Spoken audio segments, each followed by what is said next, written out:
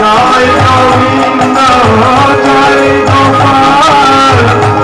কেশব মাধব দীন দয়াল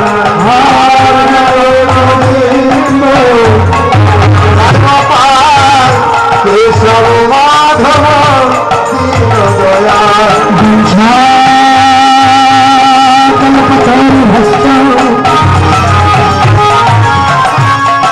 দয়াল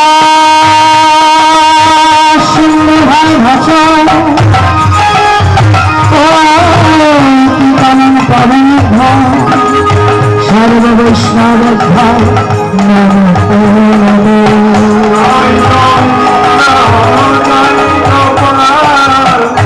কেশব মাধব দীন দয়াল গোবিন্দ জয় গোপাল কেশব মাধব দীন দয়াল জয় গোবিন্দ জয় গোপাল কেশব মাধব দীন দয়াল গোবিন্দ কেশব মাধব দীন দয়াল জয় গোবিন্দ জয় গোপাল কেশব মাধব দীন দয়াল গোবিন্দ জয় গোপাল কেশব মাধব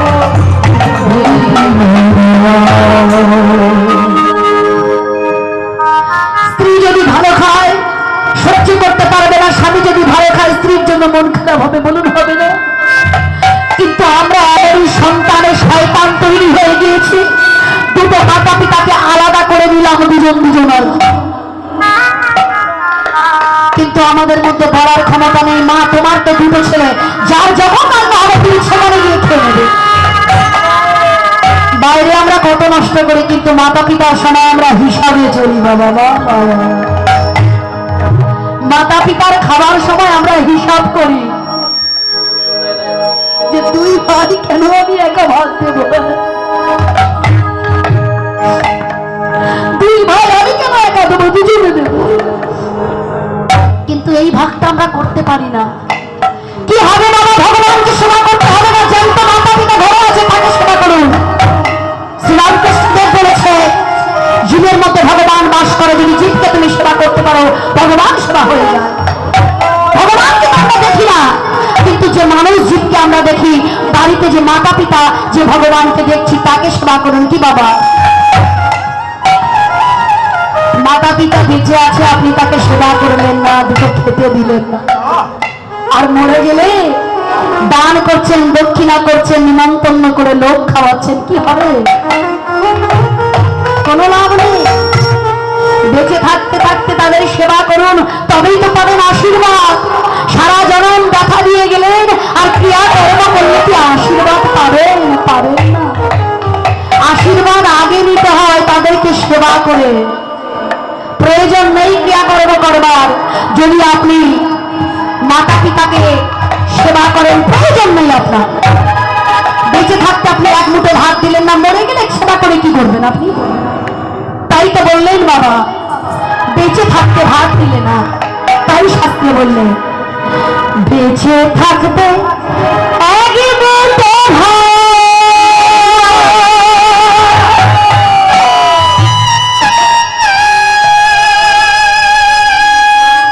দাউনি মায়ের মুখে,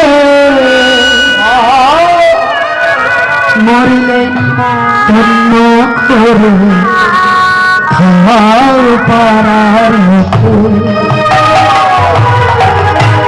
মরলেন ধন্য করে খাওয়ার পাড়ার মুখে।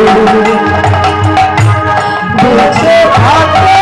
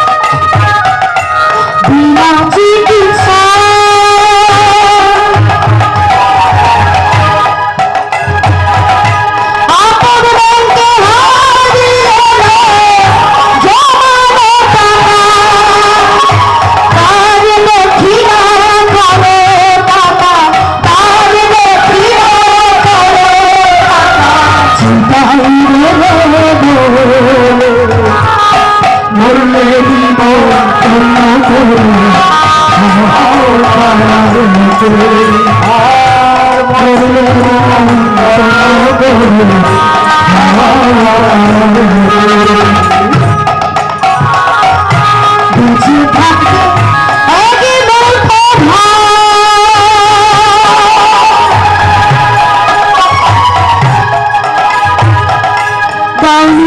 মুখে মরলে মন কন্য করে খাওয়াও পাড়ার মতো মরলে মন কন্য করে খাওয়াও পাড়ার মতো। মাগো, বেঁচে থাকতে মাতা পিতার মুখে অন্ন দিলাম না, আর মরে গেলে আপনি লোক নিমন্ত্রণ করে খাওয়াচ্ছেন। বেঁচে থাকতে থাকতে সেবা করুন, তবে তো হবে সেবা। বেঁচে থাকতে যদি সেবা করে তবেই জানবেন, যদি ক্রিয়াকর্ম সত্য না করেন তবেও জানবেন আমার মাকে আমি সেবা করব।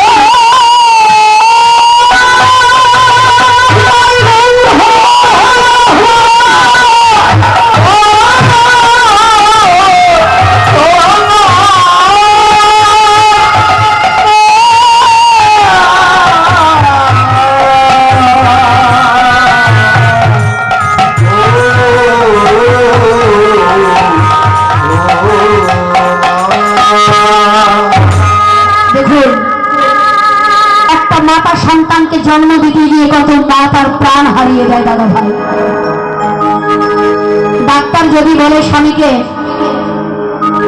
যদি তোমার স্ত্রীকে বাঁচাতে চাও তাহলে ফল তুমি পাবে না, আর যদি ফলকে চাও তাহলে তুমি গাছ পাবে না। আমাদের স্বামীরা কিন্তু অচিরেই বলে, ডাক্তার বাবু আমার প্রয়োজন নেই ফলের, আমার গাছকে বাঁচিয়ে রাখুন। কিন্তু দেখুন দাদা, একটি মা কিন্তু তা বলে না। একটি মা যখন শোনে তখন বলে, না ডাক্তার বাবু আমার চাই আমার সন্তান থেকে পৃথিবীর আলো দেখা।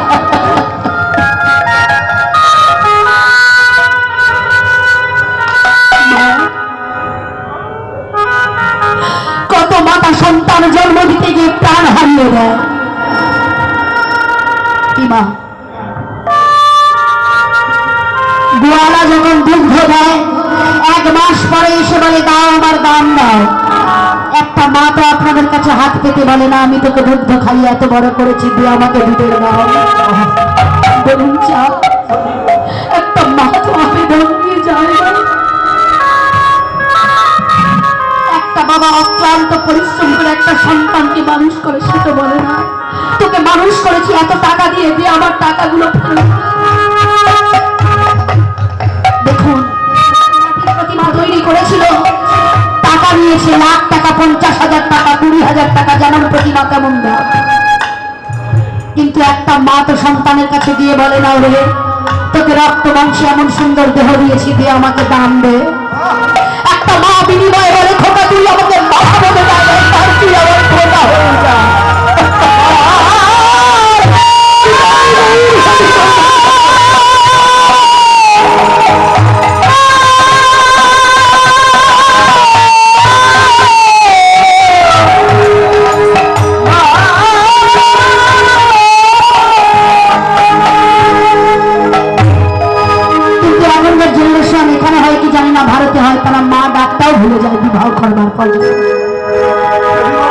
আমাদের মতো ছোট ছোট বৌমাগুলো যদি মাতা পিতারা অসুস্থ হয় বলে, ব্যাংকে হাত দিও না, ব্যাংকের টাকা নষ্ট করে কোনো লাভ নেই, মার বয়স হয়ে গেছে, মা চলে যা।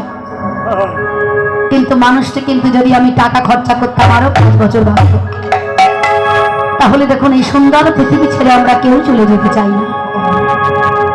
তার কারণ দেখবেন, যখন আমাদের চলে যাবার সময় হয়, ভগবান যখন আমাদের চোখের মধ্যে জল ফেলে দেয়, চারিপাশে সবাই তাকে মার সংসার ছেড়ে যেতে পারি না, বলি কোথায় আমার পুত্র, কোথায় আমার কন্যা, কোথায় আমার স্ত্রী।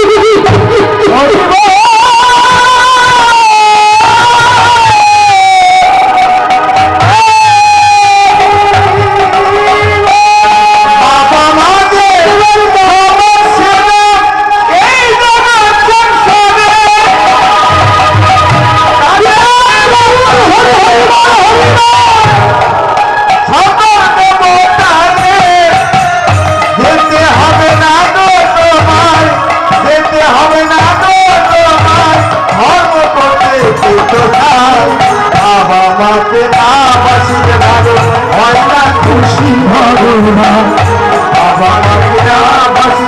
হয় না খুশি ভগবান। যতই দাও না মন্দির মন্দির, যতই করো গঙ্গা স্নান, বাবা মাকে না বাসিলে ভালো হয় না খুশি ভগবান। বাবা মাকে না বাসিলে ভালো হয় না খুশি ভগবান। মাতা পিতাকে সেবা করুন। আমাকে বলবেন তাহলে ভারত থেকে এসে বলছেন ভগবত সেবা করব না। আমি ভগবত সেবা একবারও করতে না করিনি। যে কৃষ্ণ ভক্ত হবে, যে কৃষ্ণকে সেবা করবে, সে মাতা পিতাকেও সেবা করবে, কিন্তু যে কৃষ্ণ বিদ্বেষী হবে সে মাতা পিতাকেও সেবা করবে না। তবে একটা কথা বলে যাব, কৃষ্ণ ভক্ত সন্তানের জন্য মায়ের দায়িত্ব মাটিটাকে পরিষ্কার করে সুন্দর সন্তানকে জন্ম দেওয়া। দেখুন বৃক্ষ তো অনেক আছে, কিন্তু সব বৃক্ষের তলায় গেলে কি আপনি শান্তি পাবেন? পৃথিবীতে তো অনেক বৃক্ষ জন্ম নেয়, সব বৃক্ষের তলায় বসলে কিন্তু আপনার দেহ শীতল করে দেবে না। কিন্তু আপনি যদি বট বৃক্ষের তলায় গিয়ে বসেন, আপনার দেহটাকে শীতল করে দেবে। তদ্রূপ আপনার ঘরে যদি সন্তান আসবে, আপনি কৃষ্ণ ভক্ত তৈরি করুন, বট বৃক্ষের মতো ছায়া তৈরি করুন, যে ছায়াতে ওই ছায়াতে বাবা সবাই ছায়াকৃত হবে, সবাই পাবে উদ্ধার।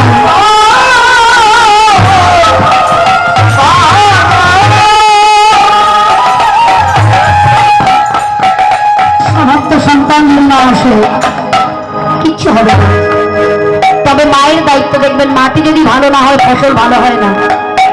মাটিতে যেমনই বীজ দিন না কেন, মাটি যদি ভালো হয় ফসল তবে হবে। পিতার দায়িত্ব মাটিতে বীজটাকে রোপণ করে দেওয়া। এই বীজ কোথায় থাকে? সন্তানের বীজ পিতা ব্রহ্মতালুতে থাকে, সৃষ্টিতত্ত্বে বলছে বাবা। পিতার দায়িত্ব ওই ব্রহ্মতালু থেকে বীজটাকে নিয়ে মায়ের গর্ভে সঞ্চার করে দেওয়া, চালিত করে দেওয়া, মাটিতে পুঁতে দেওয়া। কিন্তু মায়ের দায়িত্ব মাটিটাকে উর্বর করে সুন্দর করে অঙ্কুর বের করে তাকে বটবৃক্ষ পরিণত করে। শাস্ত্রে বলেছে, আপনি যদি 10টা সন্তানকে জন্ম দেন, যদি কৃষ্ণ ভক্ত না হয় কি হবে সে সন্তান? আপনি মনে করছেন আমার ক্রিয়াকর্ম করবে বলে আমার সন্তানের প্রয়োজন,